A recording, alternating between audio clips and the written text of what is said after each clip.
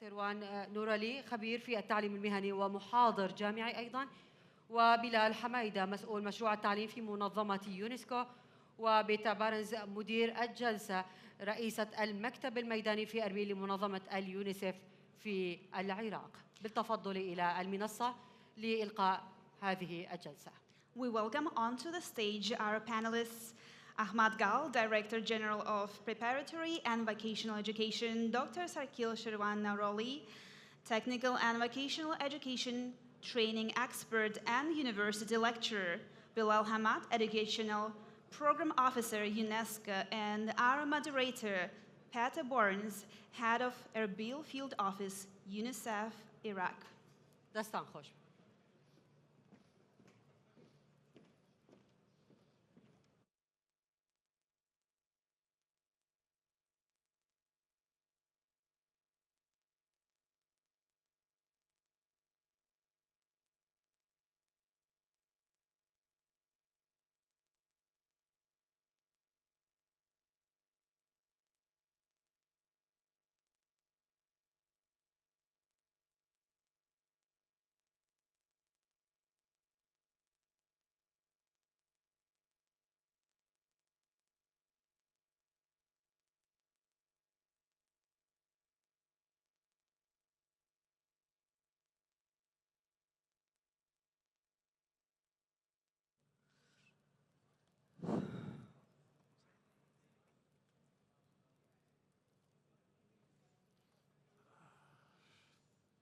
تمام بس تخواه ترجمش بينا باب ترجمش بينا.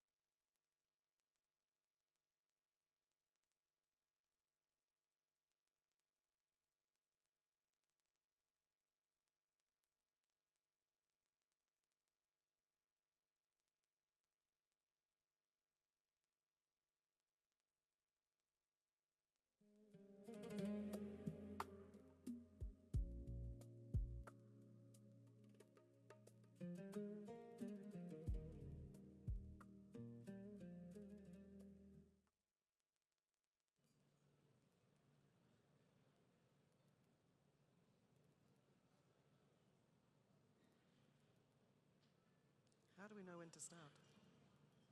We start? Okay. Your Excellency, Dr. Alan Hamar Saeed, Minister of Education of the Kurdistan Regional Government, representatives of the line ministries, distinguished guests, ladies and gentlemen. We've made it. Welcome to the final panel of the second day of the 4th Kurdistan Education Forum, entitled The Future of Vocational Education in Kurdistan and Labour Market Needs. Min Peter Barnes, Chief of Howler Field Office for UNICEF, and it's my pleasure to moderate today's discussion. This panel brings together distinguished experts from government, academia and UNESCO to explore how technical and vocational education can better respond to labour market demands, support economic development and prepare young people with the skills needed for the future. Allow me to introduce our distinguished panellists. First, Mr. Ahmed Gel, General Director of Secondary and Vocational Education at the Ministry of Education of the Kurdistan Regional Government. Mr. Gel has dedicated his career to the education sector and currently leads the development and management of secondary and vocational education across the Kurdistan region. His experience provides valuable insight into government priorities and the future direction of vocational education. Our second panellist is Dr. Sarkil Sherwan Naroli, a Tibet expert and higher education specialist with extensive experience in vocational education reform, digital transformation and institutional development. He has served national and UNESCO-supported Tibet reform initiatives, led career development programs, and has been actively involved in advancing skills development and education and innovation in the Kurdistan region. Our third panellist is Dr. Bilal Almadar, sort of. He's a program specialist for technical and vocational education and training at UNESCO in Iraq. Mr. Bilal currently leads the European Union-funded Green and Digital Tivit for Enhancing Employability in Iraq project. His expertise spans Tivit policy, labour market alignment, curriculum development, competency-based training, education sector reform, working closely with government institutions, the private sector and development partners to strengthen Iraq's skills ecosystem. Ladies and gentlemen, let us start with the discussion. I highly encourage our colleagues to please, if we can keep our answers to 5 minutes. I believe in you, I think we can do it. Shukran Zospas. First question to Mr. Ahmed, General Director of Secondary and Vocational Education at the Ministry of Education. Can you briefly take us through the history and evolution of vocational education in the Kurdistan region, highlighting the key milestones, achievements and major reforms that have shaped the sector? Zospas. زۆر سپاس بۆ جەنابەت سپاس بۆ ئامادەبووان دیارە قسەکردن لەسەر خوێنی پیشەیی پێم وایە گرنگی تایبەتی خۆی هەیە و پێویستی بە وردەکاری زیاتر هەیە و پێداگرتن لەسەر هەر قسەکردن نەبی لەسەری بەڵکو پێداگرتن بی لەسەر ئامانجەکانی خوێنی پیشەی پرسیارەکەی بەڕێزی پێم وایە پرسیارێکی گرنگە تێکەڵچێژ دەبێت لەگەر ئەو پرۆژە چاکسازیەکە ئێستا لە کوردستان یاخود لە وەزارەتی پەروەردە بۆ خوێنی پیشەی دەستی پێکردووە پرسیارەکە باز لە نموزەتێک لە مێژووی خوێنی پیشەی دەکاتن لە کوردستان پێم وایە ئێمە گەر ئاوەڕ بدەینەوە لە خوێنی پیشەی یاخود لە هەموو بارودۆخە ژینگە سیاسیەکانی ساڵانی پێشوو بۆ خوێندن بە شێوەیەکی گشتی بۆ خوێندی پیشەی بە تایبەت لەوانەیە بەرچاوڕوونیمان زیاتر دەداتێ زیاتر ڕۆشناییمان زیاتر دەکاتن بۆی چۆن بتوانین باشتر چاکسازی لە خوێنی پیشەی بکەین دیارە لە کوردستان ئەگەر تەمەشا بکەین دەتوانم برێم بۆ چەند سەردەمێک دەتوانین بیگەڕێنەوە بۆ دواوان لە چەند سەردەمێکی جیاواز لە سەردەمێک کە پێی دەگوترا سەردەمی خوێندنی زێڕینی پیشەیی زیاتر ساڵەکانی نێوان 70 بۆ 80 دەکاتن لەو سەردەمەدا سەردەمی زێڕینی خوێنی پیشەیی بوو لەبەر ئەوەی بۆ ئەو کاتە پرۆگرامێکی تازە بابەتی هەبوو ڕاستەوخۆ بەسرا بۆ بە بازاڕی کار و هەروەها تەلاری خوێندنەکان تەلاری تایبەت و سەربەخۆ بوون و هەروەها بەشی کردداری لە ناو تەلارەکانی خوێندندا هەبوون و مامۆستای میلاک و مامۆستای پڕئەزمموی تێدا هەبوو و هەروە هەلی کار لە بازاڕدا هەبوو بۆیە ئەو سەردەما ئەگە بگەڕێنەوە بۆ ئەو سەردەما تەمەشا دەکەین یاخود بەشێک لەو بەڕێزانە لێرە ئەگەر تەمەنیان هەبیتن ئەو سەردەمایان لەبیربی خوێنی پیشەیی زۆر لە پێشەوە بووە سەردەمی زێڕینی خوێنەی پیشەیی بووە و زۆر داخوازی قوتابی خوێندکارانی لەسەر بووە ئەمە سەردەما بەڕاستی سەردەمێکە هیوادارم ئێستا کە ئیش لە پرۆژەی چاکسازی دەکەین ئەو سەردەمە جاریشکە بگەڕێنینەوە بەڵام بەداخەوە لە دوای ئەو سەردەما دەتوانم برێم لە سەردەمی دوای ئەو لە نێوان 80 بۆ 91 ئەو سەردەمێکە خوێنی پیشەی وردە بەرەو کزی دەڕوا بەرەو لاوازی دەڕواتن ئەوەش کۆمەڵێک هۆکاری هەیە لەوانەیە نەکرێ هەموو هۆکارەکان باسکەین بەڵام دەتوانم برێم گرنگتری هۆکار ئەوە بووە لەو ساڵانەدا شەڕێکی گەورە لە نێوان عێراق ئێران دروست دەبێتن کە ڕاستەخۆ تەئسیر و کاریگەری لەسەر جۆنگەکانی هەموو ئەو وڵاتە دەبێت بە تایبەتی لە بواری خوێندن و لەناو ئەوەش خوێندنی پیشەیی لەبەر ئەوەی بەشێک لە ئامادەیە پیشەکانی ئەو کاتە بەرەو بە سەربازی کرا پیشەسازیەکان بەرەو بە سەربازی کرا و تەئسیراتی خراپی دروست کرد و هەروەها دەتوانم برێم شەڕی کوێت عێراقیشە لەو سەردەما دروست بوو ئەوەش تەئسیرێکی خراپی کرد و شەڕی دەتوانم برێم عێراق و هاوپەیمانی نێودەوڵەتی دووبارە هەمان کاریگەری خراپی بۆ سەر کۆی پرۆسە و پەروەردە هەبوو بە تایبەتی بە خوێنی پیشەی و دەتوانم ئەوانە هۆکاری جددی بوون لەگەر ئەوەش مامۆستای میلاک یاخود ئەو مامۆستایانێک کە لە ئامادەی پیشەکان داوامیان دەکرد بەڕاستی بەهۆی سەربازی زۆرە ملێ یاخود زۆرە ملەی تەدریبی جێی شعبی بۆ ئەو کاتی هەموو ئەوانە هۆکاری خراپبوون کە خوێنی پیشەی ئاستەکەی زۆر دابەسی تا دەکاتە ساڵی 91 و دیارە بەخۆشتان دەزان لە ساڵی 91 کە ڕاپەڕێنی خەڵکی کوردستان کرا ماوەیەکی سەردەمی زۆر بۆشایی ئیداری دروست بوو لە نێوان کوردستان و لە نێوان عێراق کە تەئسیراتی زۆر خراپی هەبوو لەسەر کۆی پرۆسەی پەروەردە و بە تایبەتی پەروەردە پیشەیەکان وەڵە سەردەمی دوای ئەو دەتوانم برێم سەردەمی قەیرانی پیشەییە قەیرانی پیشەی لە 91 بۆ 2004 دەست پێ دەکاتن ئەوەش کۆمەڵێک هۆکارانە بەڵام هەموو ئەو هۆکارانە هیچیان هۆکارین تایبەتمەند بەو خوێندە وەڵکو هۆکاری ژینگەی سیاسی و سەربازین لە ساڵی 91 بۆ ساڵی 2004 کۆمەڵێک ڕووداوی ناخۆش دێنە پێش یەک لەوانە دوو ئابلوقە لەسەر هەرێم هەبوو ئابلوقەیەکی نێودەوڵەتی هەبوو کە ئەو ئابلوقا ڕاستەوخۆ تەئسیری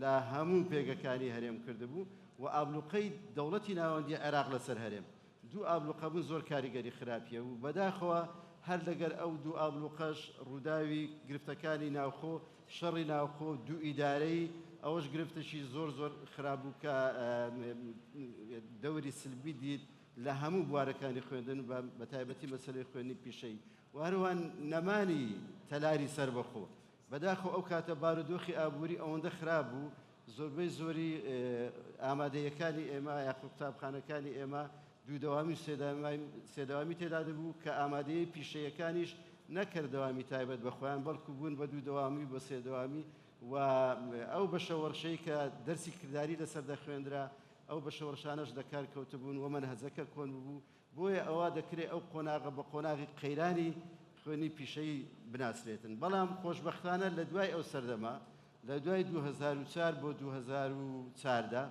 دەتوانین برین ئەو سەردەما سەردەمی بوژانەوە یاخود ڕزگاربوون لە قەیرانی خوێنی پیشەی دەست پێ دەکاتن ئەوەش کۆمەڵێک هۆکاری هەبوو بەڕاستی یەکێک لە هۆکارەکان خۆشبەختانە دوو ئیدارەیەکە تێکەڵ بوو یەک ئیدارەی لە هەرێمی کوردستان دروست بووە سیاسەیەکی تازە بۆ وەزارەتی پەروەردە دیاریکرا ئەوە خۆی لە خۆی هەنگاوێکی گەورە بوو دوو کۆنفرانسێکی پەروەردەی پیشەی ئەنجامدرا ئەو کۆنفرانسە توانی کۆمەڵێک ڕاستپاردە پێشکەش بکاتن کۆمەڵێک پێشنیاز بکاتن کە تەئسیری هەبوو خاڵی تر ئەوە بوو بەڕاستی پەیوەندیەکانی ئێمە لە وەزارەت لەگەر کۆمەڵێک ڕێکخراوی جیهانی و ڕێکخراوی ناوخۆ زۆر باش لە زمینیوانە ڕێکخراوی یونسکۆ ڕێکخراوی یونسێف ژیازێتی ئەڵمانی کۆمەڵە ڕێکخراوی تر لە هەمووی گرنگتر پێم خۆشە سەرنجتان بۆ ڕاکێشم لەو سەردەمەدا وەزارەتی تەربیە توانی ڕەزامەندی لە ئەنجومەنی وەزیران وەگری لە دروستکردنی کۆمەلگایەکی پیشەیی ئەو کۆمەلگایە پیشەیە لە سێ پارێزگا دروست دەکرا هەم لە هەولێر هەم لە دووەک هەم لە سلێمانی ئەو کۆمەلگایە کۆمەلگایەک بوو کە ئەگەر بێت و جێبەجێ کرابایە دەبوو بە بەردی بناغەی پێشکەوتنی خوێنی پیشەیی ئەو کۆمەلگایە شوێنی 10,000 قوتابی خوێندکاری لێدەبەوە زیاتر لە 30 بەشی دیاریکراوی خوێنی پیشەیی بۆ دیاریکرابوو لەسەر بنەمای ڕێپێوی بازاڕی کوردستان ڕێکخرابوو و مامۆستای مدەڕیب و تەدریبکراوی بۆ ئامادە دەکرا پرۆگرامشی وەکو باسم کرد 30 پرۆگرامی تازی بۆ ئامادە دەکرا بیناکەی بۆ خوێنی پیشەیی دروست دەکرا تایبەت بە خوێنی پیشەیی و بەشە ناوخۆی تێدا دروست دەکرا کە تایبەت دەبوو بە هەموو پارێزگاکە و ئەم پرۆژەیە لە ساڵی دووەم دەبووە بازار لەسەر خۆی واتە سیستەمێکی دوانەی هەماهەنگی بۆ خۆی دروست دەکرد واتە قوتابی خوێندکار هەم دەیخوێن هەم کاری دەکرد ئەوەش دەستکەوتێک بوو بەڕاستی کە وەزارەتی پەروەردە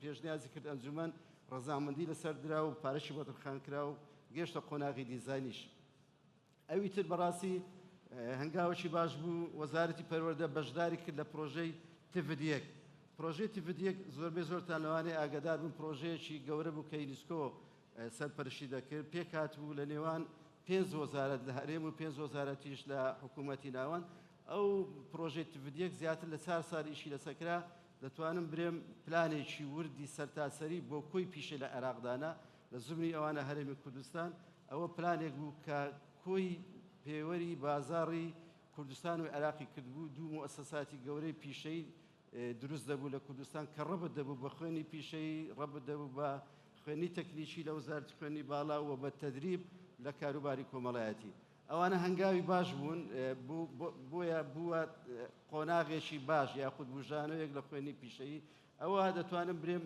وەکو سەرەتایەکی مێژووی بەڵام لە دوای ئەو قۆناغا دوای 2014 بۆ 2021 بەداخەوە جارێککە شانسی خوێنی پیشەیی لەوەدایە جارێککە خوێنی پیشەیی تووشی نسکۆبەوە ینی بەڕاستی یەکێک لە نسکۆکان ئەوە بوو بەهۆی شەڕی وەکو باز دەکەم هەمووی پەیوەنددارە بە ژینگە سیاسیەکە و سەربازیەکە شەڕی داعش بووە هۆکارێک لەوەی کە پرۆژەی کۆمەلگای پیشەیی ڕاژیرا و لەگەر ئەو ئابووریای ئەو عسارە ئەو ئابلوقە ئابووریە کە حکوومەتی ناوەند لەسەر هەرێمی دانا بوونە هۆکار بۆ ڕاگررتنی پرۆژەی کۆمەلگای پیشەی کە پرۆژەیەشی زۆر گرنگ بوو و خاڵی دووەم ئەوە بوو پرۆژەی تڤدیەک ئەویش لە بەغدا ڕەژنووسەکە ئامادەکرا بۆ دەرکردنی یاسایەک وەکو یاسایەک بەڵام بەداخەوە حکوومەت خوێندنەوە یەکەمی لەسەر کرد حکوومەتی ناوەند بەڵام لە پەرلەمان تاکو ئێساکە ڕاژیدایە هەتاکو ئێساکە کاری پێ ناکرێتن بەڵام وەزارەتی پەروەردە بەردەوام بوو لە هەوڵەکانی خۆی ئەوە بوو راپۆرتی استراتیژی بۆ چاکسازی خوێنی پیشەیی دا بە ئەنجومەنی وەزیران خۆشبەختانە راپۆرتێکی تەفاسیل و گرنگ بوو هەر ئەو راپۆرتش بوو وردە لە داهاتوو قسەی لەسەر دەکەین کە چۆن پرۆژە چاکسازی دەستی پێ کرد و خاڵێکی تریش وەزارەت وەکو بەرەنگاریشی ئەو بەرەنگاریەک بوو ئەو ئاستەنگانەیە کە هاتە پێشی کردی کە ئەویش بریتی بوو لە ئامادەکردنی پرۆژەی سیستەمی خوێنی پیشەی کە تا ئەو کاتی خوێنی پیشەی هیچ سیستەمێکی نەبوو خۆشبەختانە ئەنجومەنی وەزیران ڕەزامەندیدا لەسەر سیستەمی خوێنی پیشەی و ئەنجومەنی شورا مسادەقەی کرد و خوێنی پیشەی بۆ یەکەم جار توانرا کە خاوەنی سیستەمی خۆی بیتن ئەوە دەتوانم برێم پوختەیەک بوو لەسەر مێژووی خوێنی پیشەی کە بە کورتی باسمان کرد لەوانەیە ئەگەر مناقەشەی لەسەر بکەین تەفاسیلی زۆر دەبی بەڵام ئەو کورتە تاریخە پێم وایە بوو قازانجی لێ دەکەین لە داهاتوو کە چۆن قسە لەسەر چاکسازی خوێنی پیشەی دەکەین کە ئێستا وەزارەت دەستی پێ کردووە. Zospas. Second question to Dr. Sarkel. What are the biggest... That was biggest. That was me. What are the biggest barriers preventing vocational education and training graduates from securing decent employment, and how can these barriers be addressed? Okay, thank you for your question. پێشەکی بەڕێزان زۆر سپاس بۆم دەرفەتە لە کۆڕبەندی پەروەدە 2026 کوردستان بەشدارین زۆر سپاس بۆ جەنابی وەزیری پەروەدە دکتۆر ئالان خۆشحاڵم کە لێرەم و پێکەوە بتوانین کارێک بۆ تێڤێت بکەین بەڕای من ئەمە دوو ڕۆژە لێرەین وە لە هەر شوێنێکیشە کە باسی بابەتی ئەکرێت دایمەن باسی عێراقە کرێ عێراق بڵێن جێبەجێنەکردنی دەستوری عێراق بۆتە گەورەترین بەرپەست لە بەردەم پێشکەوتنەکانی کوردستان بەڕێزان خوێندنی بڵێن ڕاهێنان و فێرکاری لە خوێنی تەکنیکی پیشەیی شۆڕشێکە شۆڕشی پیشەسازیە هینی ئابووریە هینی ئایە ئەم شۆڕشە ئەبێ جێبەجێ بکرێت ئەم شۆڕشە ڕۆحی بڵێن پاچی وەستا ڕەجەبی پاشای کۆرە و گشت وەستا ڕەجەبەکانی کوردستان شاد دەکەن لەبەرەوە ئەرکێکە و ئەبێ جێبەجێ بکرێت کاریگەری ئەرینی ئەم تێڤێت ئەچێتە سەر بوارەکانی کایەکانی پیشەسازی و کشتتوکاڵ تەکنۆلۆژیا تەندروستی وزە و ژینگە لەگەڵ گەشتیاری و ئێمە لەبەر بربەستە گەورەکان کە پشکی شێربەر جێبەجێنەکردنی دەستوری عێراقەکەوێت کە دایمەن زەرمەندی یەکەم کوردستانە ئێمە ئەتوانین بڵێن بە کایزن ئیشمان کردووە و کە ژاپۆنیەکان لە دوای جەنگی جیهانی دووهەم فەلسەفەی کایزنیان دانا ئەویش کە بەردەوام ئیش لەسەر ئەوەکەن کە گۆڕانکاری باش بۆ باشتر بۆ باشترین واتە گۆڕانکاریەکی بەردەوام و شەرت نییە گۆڕانکاریەکە لە ڕیشەوە بێت و توانێت پارچە پارچە کرێت ئێمەش بە وەکو سەرەڕای ئەو هەمووە ئابلوقە و نەهامەتیەکان کورتوانێتی بە کایزنیش کات کە هەر جارەی دەست بۆ پارچەیەکە بین و دوێنێ بڵێن لە کۆربەندەکە باسی پرۆژەی قوتابخانەکرا کە ئەمە یەکێکە لە پارچەکان کە ئەکرێت شانازی پێوە بکەین کاری لەسەر بکەین پێشی خەین و ئایشی بۆ زیاب بکەین وەم پرۆژەی قوتابخانەکەم بکرێت بۆ خوێنی پیشەیی بە جۆرە بێ کە بە سیمولیشن مەسەڵەن پارچەکانی سیارە لەسەر سکرینەکە لێیەکەیت و دوایی ئەپلایەکەی بزانیت سیارەکە ئیشەکەیان نا بۆ نمونەیانی ئەتوانین ئەوانە هەر هەمووی لە پرۆژەی قوتابخانەکەم بۆ خوێنی پیشەیش جێبەجێ بکرێ لە سەر و هەموو شێوە خاڵێکی زۆر گرنگەوەیە ئێمە خاوەن سەرۆک وەزیرانێکین کە دیدگای هەیە ڤژنی هەیە هەر پرۆژەیەک کە پێشکەشەکرێ ئەو دەست پێشخەر و پاڵپشتە لەبەرەوە مەسەڵەن جاری وایە یەکێک لە شوێنێکە پێشنیاری هەیە ئەخیرەکەی ئەڵێ ئەم پێشنیارانە بۆ پێشکەشکەم خۆ لەسەر و خۆمەوە گوێم لێ ناگیرێ بەس ئێمە خۆشبەختین بەوە کە هەر پرۆژە هەر شتێکە بێ پاڵپشتی کارێک هەیە کە خاوەن دیدگا و ڤژنە.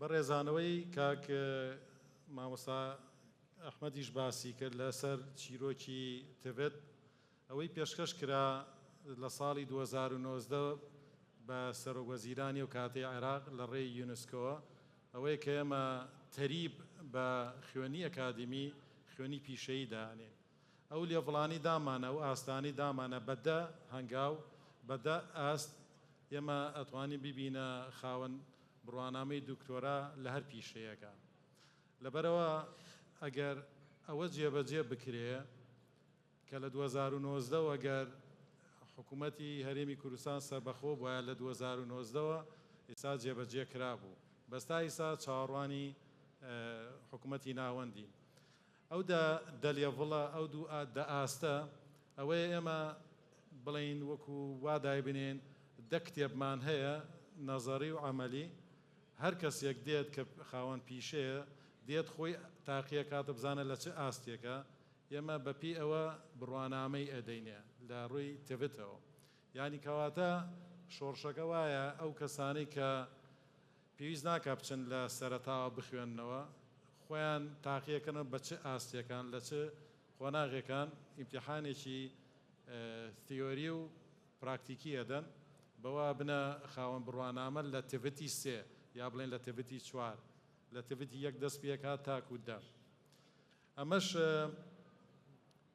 ئەمەش ئەبێتە شۆڕشێکی گەورە کە ئێمەش ئەتوانین سوپایەکی باشی گەنجان دروستکەین لە پیشەگەرەکان بۆ ئەو وەربەستانی باسمان کرد بۆ نمونەی گەڕێمە ئیسا هەر بە ڕێزێکمان لە چواردەری خۆمان سێرێکی هەموو ئایتمەکانی ئەم هۆڵە جوانە بکەین لە دەفتەری دەستمەوە لە کورسیەکەەوە لە ئەرز لە سێرەکەی بزانین لە سایە چەنی دەرچوانی پیشەیی ئێمە بەشدار بوون لە دروستکردنی ئێرە ئەگەر ڕێژەکە کەمە کەواتە ئێمە نەگەیشتوونەتە ئاستی وەڵامدانەوەی بازاری کار ئەگەر ئێمە چۆن ئەتوانین وەزیاکەین وردە وردابێ هیچ لەسەر پێشخستنی خوێنی پیشەیی بکەین وەکو مامۆستا ئەحمەد باسی کرد گەڕێنەوە بۆ سەردەمی شەستەکان و هەفتاکان سەردەمی زێڕینی پیشەیی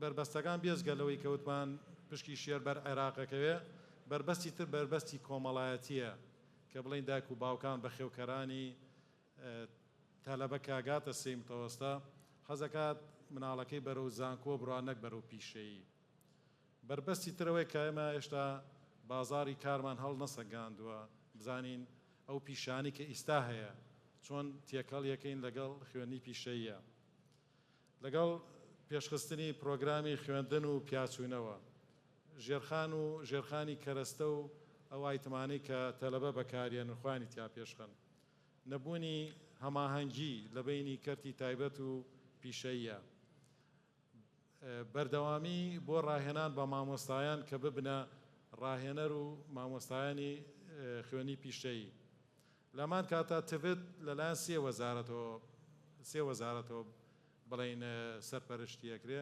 وەزارەتی پەروەردەیە خوێنی باڵا کار ئەبێ ئەمەش ڕێخستنەوەیکی بۆ بکرێ پێشنیارەوەیە مەسەڵەن بۆ تڤێت لە کابینەی دەیە ئەگەر وەزارەتێک هەبێ بە ناوی تڤێت یاخود ئەنجومەنێکی ڕایشکاری هەبێت کە بتوانێت ئەو سێ وەزارەتە و وەکو مامۆستا ئەحمەدیش باسی کرد لە تڤێتیەکە 5 وەزارەت تیا بەشدار بوو واکرێ وەزارەتەکانیش زیاکرێ ئەو ئەدڤایزەری بۆردە و بڵین بۆردی ڕایشکاریە یا وەزیری تڤێت یا ڕایشکاری تڤێت کە بتوانێت بەسەر ئەم هەموو خاڵەکانە بڕاتەوە. هەروەها چاکسازی لە یاسای کار. ئێمە ئەگەر بچینە هوتێلەکان، ئەگەر بچینە شوێنە گشتیەکان، سێرەکەین هێشتا خریجەکانی ئێمە دەرچوەکانی پیشەیەکانی ئێمە لە هوتێلەکانە نابینرێن. لەبەرەوە ئێمە ئەتوانین چی بکەین؟ ئەتوانین ئەو یاسایە چاکسازی تیا بکرێ کە زۆربەی هەلی کارەکان بۆ دەرچوانی پیشەیەکان بێت کە خەڵکی کوردستان بن. هەروەها کەمی بوجە، بەردەوام لە هەموو شوێنێک کەمی بوجە کێشەیەک بوو. و پێشنیارەوەیە کە بڵین جۆب سنتەر لە هەموو شارێکدا بنرێ. ئێمە CDCەکان ناوەندی گەشە پێدان بۆ کار کە بۆ دۆزینەوەی هەلی کارە لە هەموو زانکۆکانی کوردستان دامەزراون لە 2015، بەڵام ئەوە توانێت ئیکسپاند بکرێ، گەورەتر بکرێ لە ژێر ناوی جۆب سنتەرێک لە هەموو شارەکان کە هەلی کار بۆ دەرچوانی پیشەیی بدۆزێتەوە.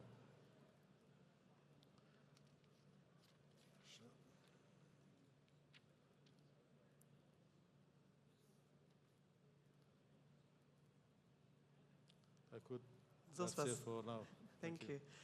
I think taking your point as well, there's a very good opportunity here to try and see how we can integrate TEVIT into our enhanced learning and AI tools that we are using as well to improve that quality. So thank you for bringing that up.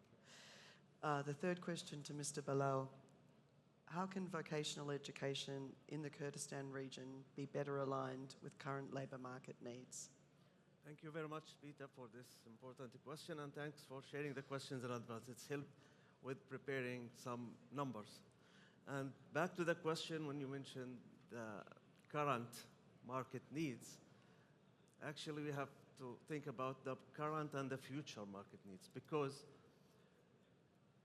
the work demands changing faster ever than before these days. So maybe during our discussion within panel, a young person maybe in Duhok or Suleimania creating a new application for phone that will create thousands of jobs in Iraq. So the innovation, it's part of this sector for now. Again, back to the numbers, and the numbers I'm going to mention, it's estimate for Kurdistan region, because statistically wise, it was difficult to refer to accurate numbers. But when we talk about the population in Kurdistan region, we're talking about 6.7 million. The community also hosted 1.25 million as refugees and IDPs during the last 10 to 15 years. And the economy and the community managed to host that number. And when we talk about that, they also managed, the community and the economy managed to host them in work as well. When we talk about this number as a population, as estimate in a yearly base, the labor market and the market in Kurdistan region hosting between 60 to 80,000 new young people joining the market for new jobs. Normally and global-wise, the percentage of this number from the TEVIT sector, the graduates from vocational education, technical education, or vocational training, it's a 40 to 45%. So when we analyze this number, we're talking about 21,000 as average, supposed to be graduate from the TEVIT institutions in Kurdistan region to join the market.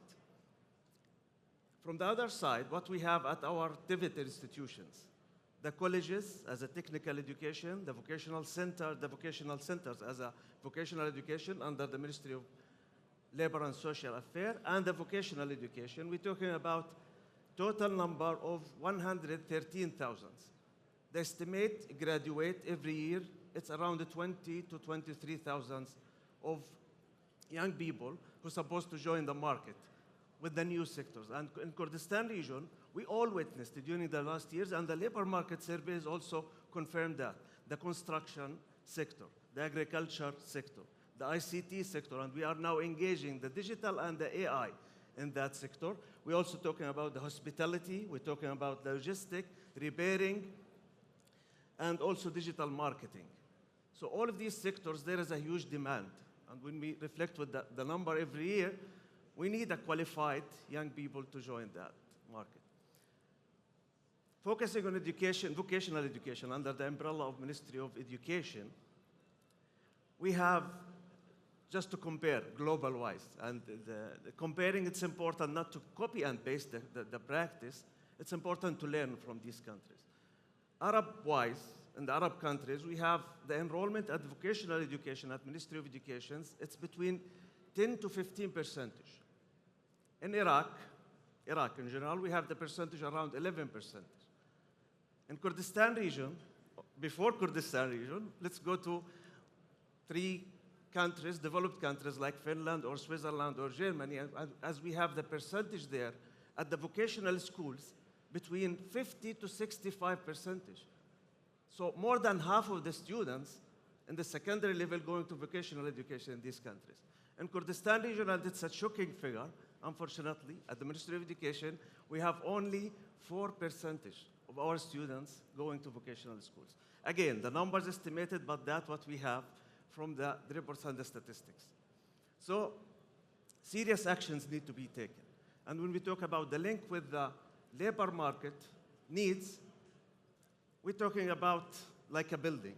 The infrastructure, it's the base with having schools, well-occupied, workshops that matching the needs and having the equipments that the labor market use.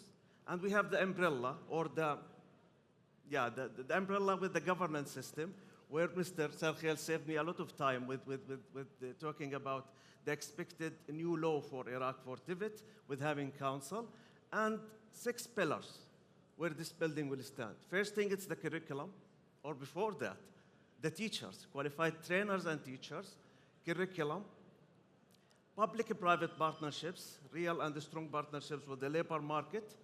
We also have to focus on the awareness, because it's not only Kurdistan region or Iraq issue with having the TVET or vocational education as a second choice. It's a global-wise issue. So having that system attractive for young people and for the community.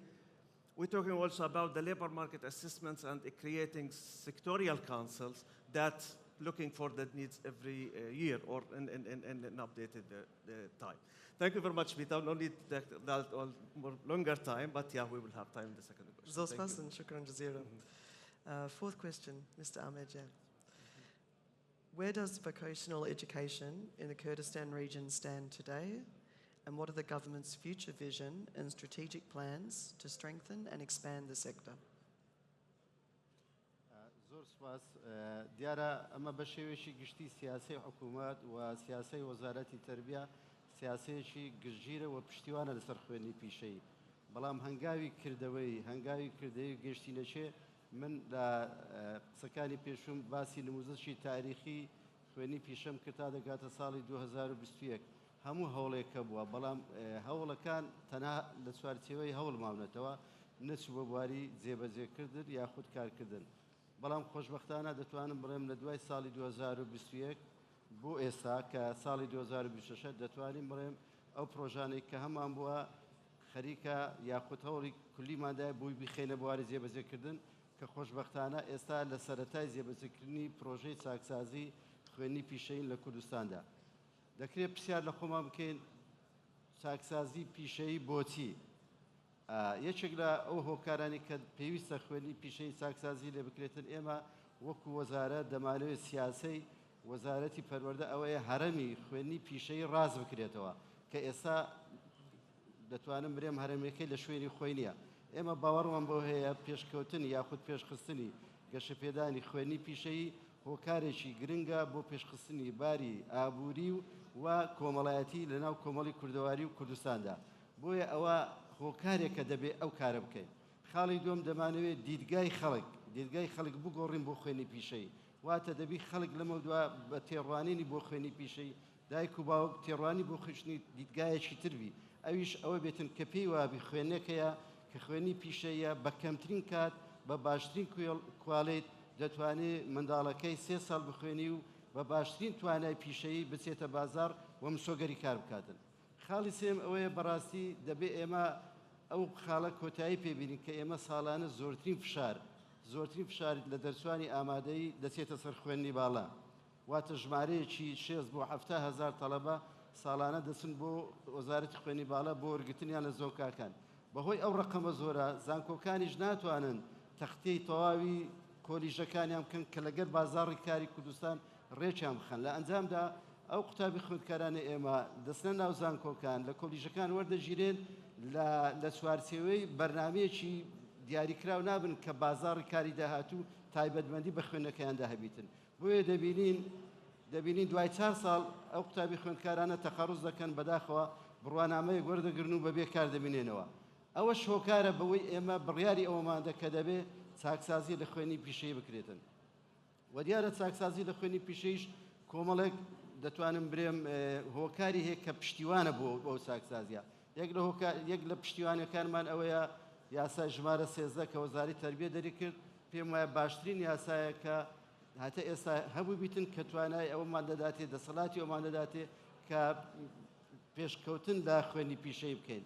چەند مادەیەکی تایبەتە بە پێشخستنی خوێنی پیشەی. دوو جەنابی دکتۆر ئالان لێرە دانیشتووە من بەناوی بەڕێبەراتی گشتی فێرکردنی ئامادەی پیشەی زۆر سوپاسی دەکەم کە وەکو وەزیری تەربیە نەکار پشتیوانی یەکەمە بۆ ئەو پرۆژە چاکسازی خوێنی پیشەی خۆی خاوەن بیرۆکە و خۆی خاوەنی کۆمەڵێک ڕئی تایبەت و جیاوازە بۆ پێشخستنی ئەو چاکسازیە پیشەیە. بۆیە ئەوە بوونی ئەو کاریگەری زۆر گەورە دروست دەکات بە پێچەوانەوە لەوانەیە هەنگاوەکانمان سز بیتن.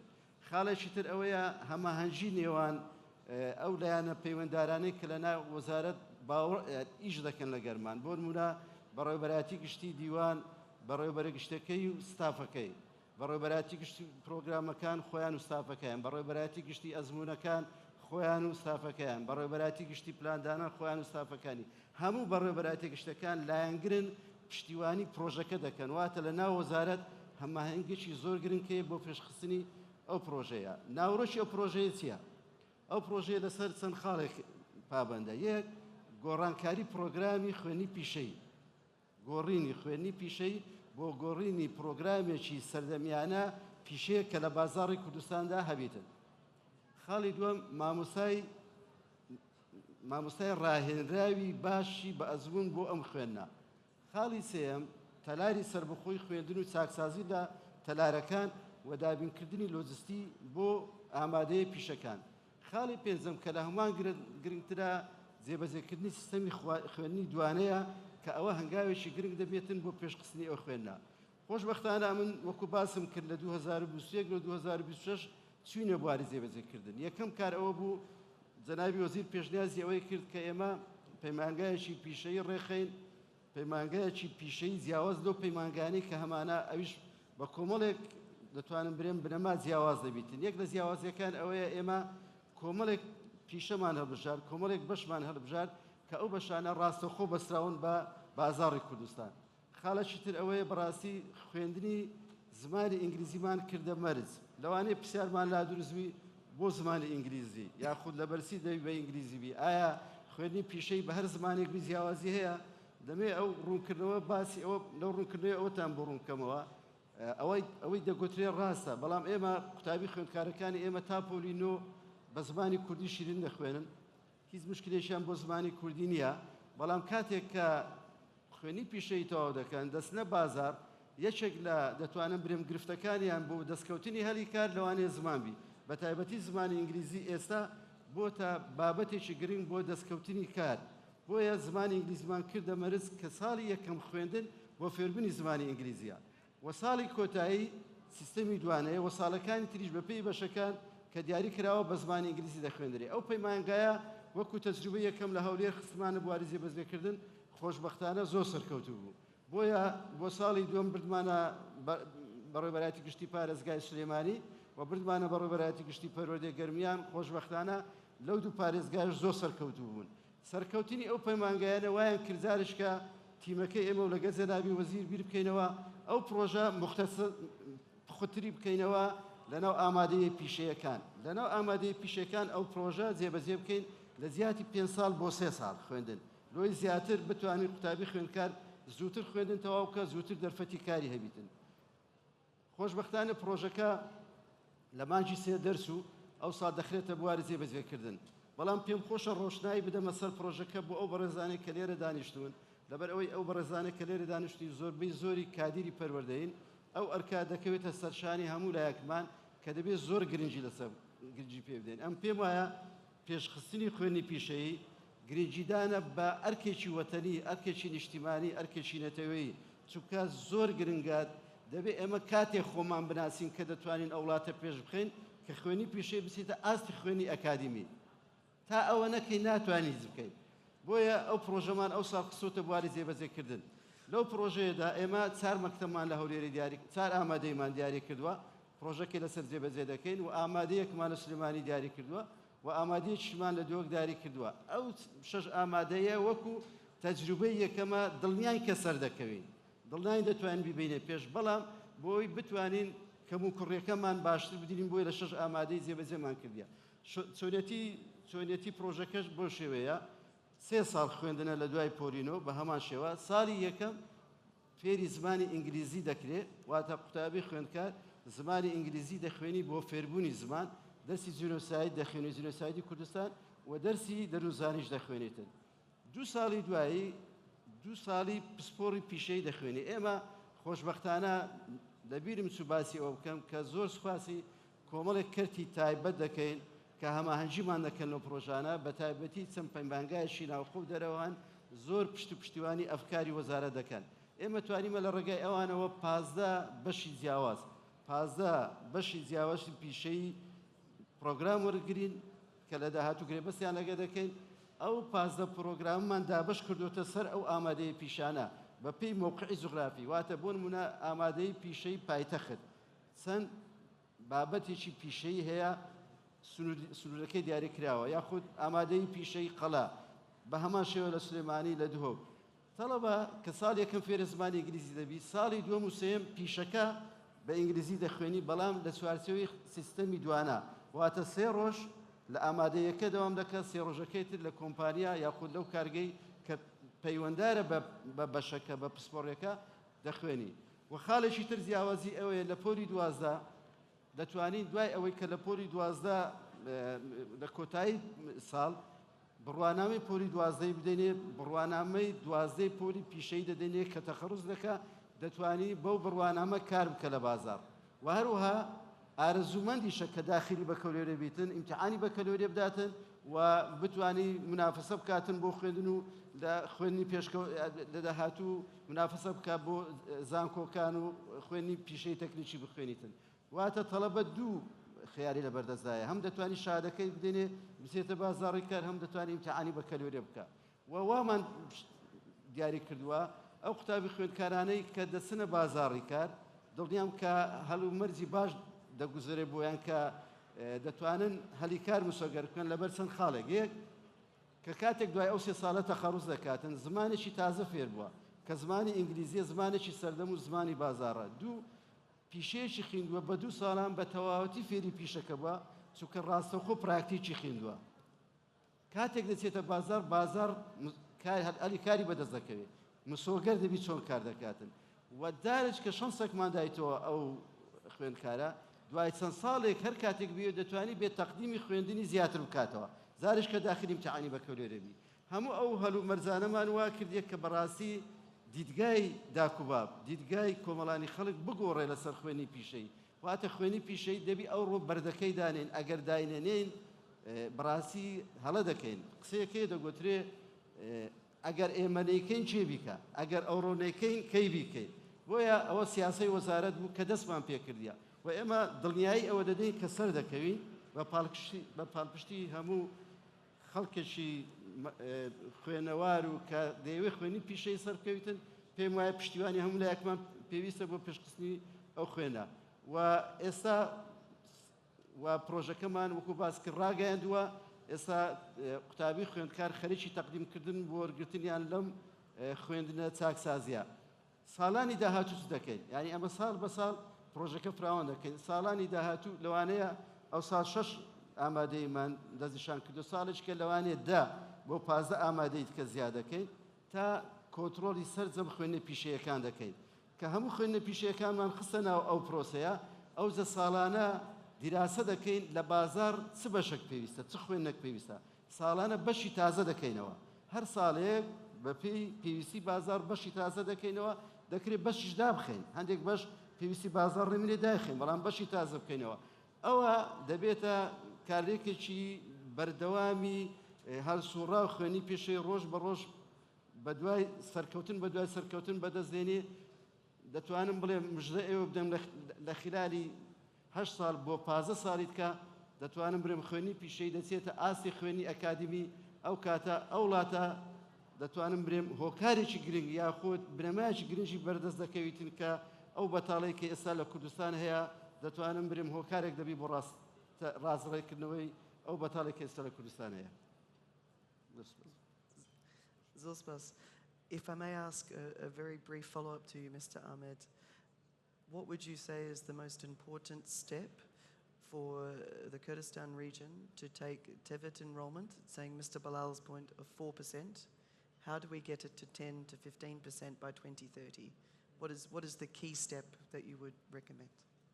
Zilspas.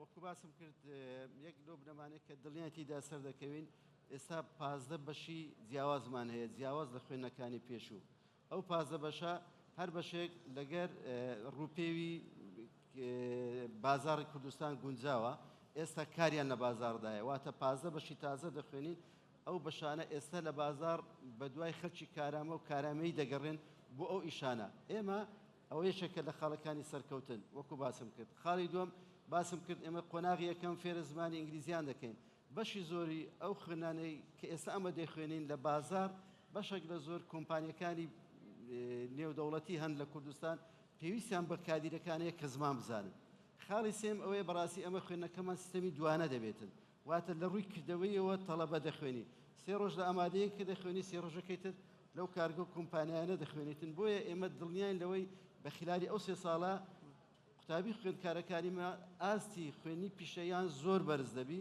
بە ئاستێکی زۆر بەرز دەستنە بازار چکە یەکێک لە گرفتەکانی ئێستا ئێمە کە خوێنی پیشەی لە ئاستێکی زۆر خوارەوەدایە بەداخەوە پرۆگرامەکانمان پرۆگرامی هەفتایەکانە و دەرسی کرداریمان زۆر لاوازە وەرشەمان لە ناو خوێندنگاکان نییە تەلارەکانی خوێندنمان تەلارێکی پێشکەوتو نییە هەموو ئەوانە هۆکار بوونە بۆ سستی خوێنی پیشەی کە هەبووە هیوادارین لەو ساڵەوە دەست بە ڕاستکردنەوەی بکەین.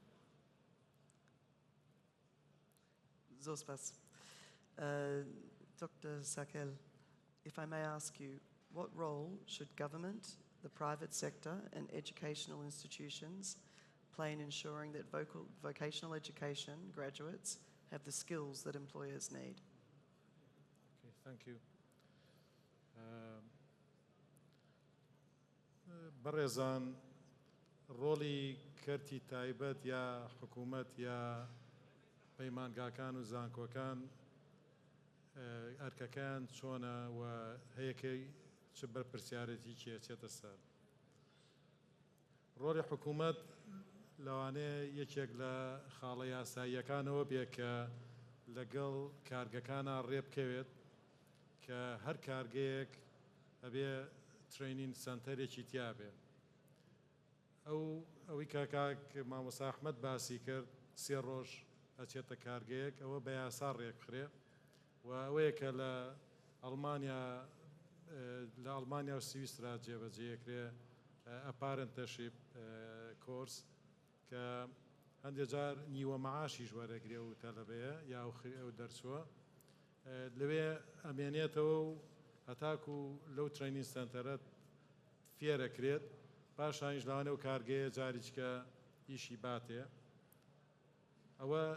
ئەوە یەکێکە لە بڵین حکوومەت دەتوانێت بە یاسا ئەو شتە ڕێک بخات هەروەها حکوومەت دەتوانێت ئەو ئادڤایزەری بۆردە یا ئەو دەستەیە چۆن ئەو سا دەستەی خوێنی تەکنیکیە بوو بڵین خوێندنی پیشەی دەستەیە کە بێ کە هەر سێ وەزارەتەکە لە خۆ بگرێ بتوانێت هەماهەنگی دروستکە لە بینی ئەو سێ وەزارەتی پەروەدە و خوێنی باڵا و کار هەرچی حکوومەت ئەوەشە کە پێشنیار هەیە کە جۆب سنتەر دروستکە لە شارەکان بۆی هەموو کەسێکی پیشەیی بێزگە لە دەرچوانی خوێنی باڵا هەموو کەسێ بتوانێت لەوێ هەلیکاری دەستکەوێ یا ڕێنمایی بکرێ.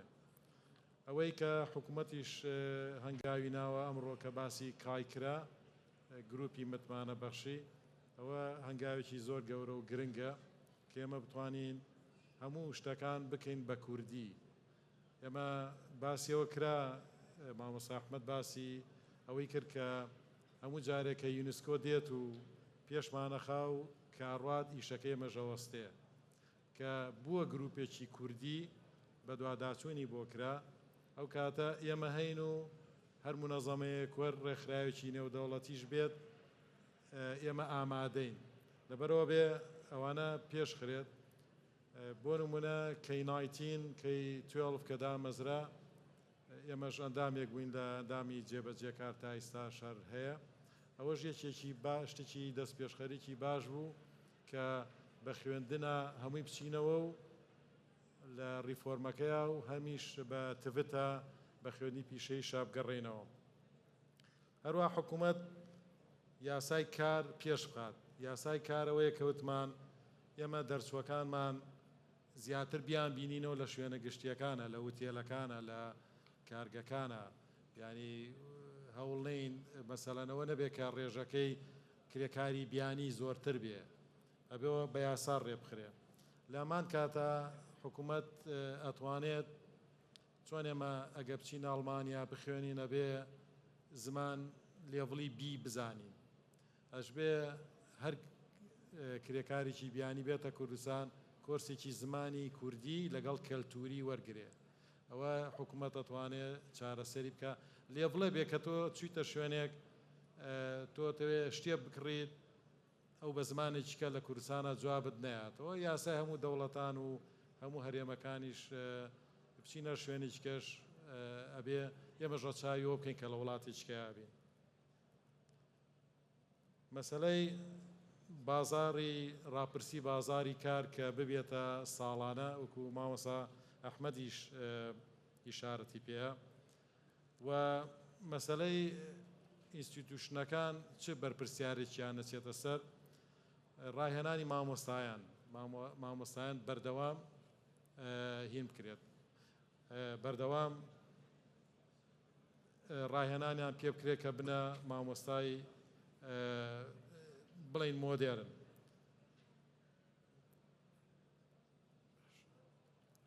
وەکوتر ئەگەر هەر پێشنیارێکیکە هەبێت ئەوەیە کە دوێنێ باسی پەیمانگای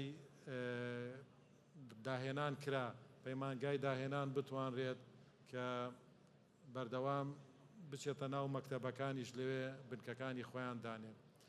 ئەوەی گرنگە ئێمە جارێ لە بڵین پسپۆڕێکی ئەڵمانی لە تڤتا بۆی باسکردین وتی ئێمە کە دوای شەڕی جیهانی دووهەم ئەڵمانیا کە داڕوخا ئەوەی کە ئەڵمانیای دروست کردەوە پیشەگەرەکان بوون ئەوانە بوون کە دەرچووی شوێنە پیشەیەکان بوون نەک ئەو کەسانی کە خاوەن بڕوانامە بەرزەکانن.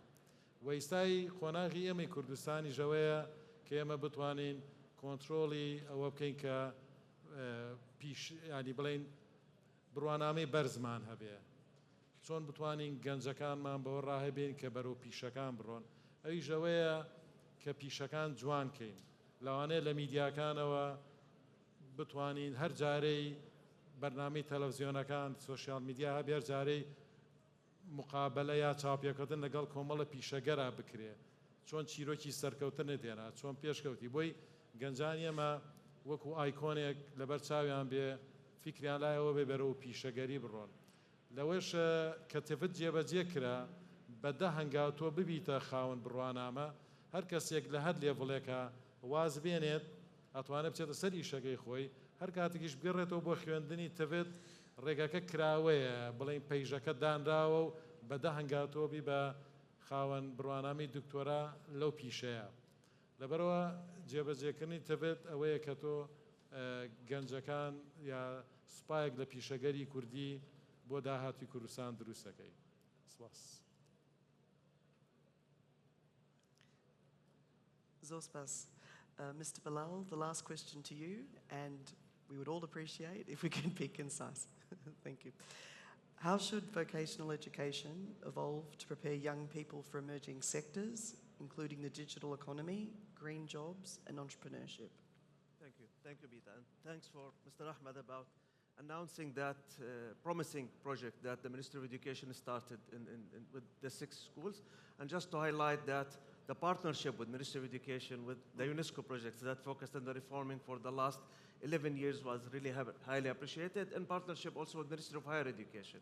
2 days ago, we launched the policies for Ministry of Higher Education and Ministry of Education for integrating the digital and the green skills within the TVET institutions programs, which is a promising policy and required a lot of work from all key stakeholders because it's required allocating resources. TVET is costing money, but the impact, it's taking time and it's bringing a lot of benefits, starting from creating jobs, building the economy, and supporting the society in general. Back to focus on the question and that taking that long time. But before that, Dr. Muhammad teaches us today important information about the 4 C's that each trainees or students should occupy to have the life skills or the skills that required to enter the labor market. Let me add to that as a step before, as the education and the vocational education is a right, one of the human rights, we have 4 A's. To have the education available as a first A, the second A, having it accessible for all, whatever the background or the circumstances or the vulnerability group. The third, it's having it acceptable, which means it has the quality that the society will accept to enroll, and it's the attractive point. The last A, it's having it adaptable, which means that it's flexible to be updated with the labor market needs, etc. Back to the second A, with having it accessible and focusing on the gender part. With the labor force, we have the female, global-wise, the percentage, it's around 48%. Numbers important. In the region, it's between, I have the number here, 13 to 16%. In Iraq, we have it, including Kurdistan region, we have it around 11%. Female needs good opportunities, and education, vocational education, it's one of the gates. Focus on the question, Peter, and to give the clear answer. When we talk about digital, we need to make sure about the core skills related to digital to be part of the curriculum. We're talking here about the AI, the automation, the data literacy, the cybersecurity, and the digital collaboration. When we talk about the green part and having it also core within the vocational education system and the curriculum mainly, we're talking about renewable energy, we're talking about the energy efficiency, we're talking about the sustainable construction, the environmental engagement, and the circular economy practices. Finally, the partnership, the key message about the entrepreneurship. It's to have our vocational education and the training system not only enabling the young people to find the jobs. It's very important to have the vocational education training to empower the young people to create jobs that enabling generate jobs, creating work that enabling generating jobs for other colleagues or young people. Thank you very much, Peter. Zorbas, if you'd like to come in very briefly. Yes, one minute. 1 minute. Zorbas. بەڕێزان پێشنیارێکەیە کە بڵین ئەوەی کە ئیسا بە خێوکەرانیا دایک و باوکانی تەلەبە کە ئەچنە شەشی عەدادیە و چ بارگرانیەک و حاڵەتی دەرونی دروستە بێ لە خوێندنی پیشەییە کە ئێمە ئەو هەنگاومان دیاری کرد ئەوەی کە لە سیم تەوەستەوە پیشەیەک هەڵەبژێرێ ئەزانێ کە وەکو مامۆساش ئیشارەتی پێیە کاچێتە شەشی ئەدادێ و بە کەلۆری هەر لەو پیشەی خۆیان ئیمتیحانەیە یعنی باگرانیەکی دەرونی دروست نابێ نازانێ ئەچێتە چ کۆلیجێک کوێی بۆ دەرەچێ ینی وەکو یانسی بێک وایە ئەوە چارەسەرەکاتەبێت هەروەها یەکێک لە خاڵەکانەوەی هەموو پیشەگەرەکانی کە ئیستا دوکانیان هەیە لە بڵین لە ناوچەی پیشەسازین ئەبێ هەمیان بگەڕێنەوە بۆ تەڤێت ئیمتیحان بن وە شادەیەکی تەڤێت لە دوکانەکانە هەڵواسن ئەویش پێویست ناکە بێنەوە دەرس یەکێکە 30 ساڵ تەجروبەی لە سیارە چاکردنەوە هەیە تۆ لەوانێ بەس ئیمتیحانێکی ئێتیک و پرۆفێشناڵەتیەکەی بەسەوە تۆ هەڵیەسەنگێنی لێڤڵی چەنی تەڤێتیەی تێ بەپێ ئەوە ئەگەرێمی مشتریش دەچین بۆ دوکانە یا بەلای ئەو میکانیکە ئەزانین بە پێی شەهادەکەی هەڵی واسیە تڤیتی 4 5 6 ئەزانین ئێمەش بڵێن چەندمان چارجەکات یعنی بەپێی ئەوە ئێمە لێڤڵەکان چاکەکەین و ئەوانە ڕاستەکەینەوە ئەخیر شت ئەوەیە کە حکوومەت یاریان بە دوواداچوون بۆ درافتە بکە کە ئێمە 2019 پێشکەشی عێراقمان کرۆ بۆ جێبەجێکردن ئەوە شتێکی باشە گە بکرێت کە هەرێمی کوردستان خۆی دەست پێ بکات. Zospas. Thank you. I think, thank you, Zospas. I'm sorry, I know that we're wrapping up. So just to wrap up, today's conversation has highlighted that vocational education is no longer an alternative pathway. It's a strategic investment in the future of our economy and our young people. Strengthening their vocational education requires close collaboration amongst government institutions, the private sector, development partners and educational institutions to ensure that skills development remains relevant, inclusive and responsive to labour market needs. I'd like to thank our distinguished panellists for sharing your valuable insights and expertise. Thank you for the audience, for your patience today. Zorspas, thank you.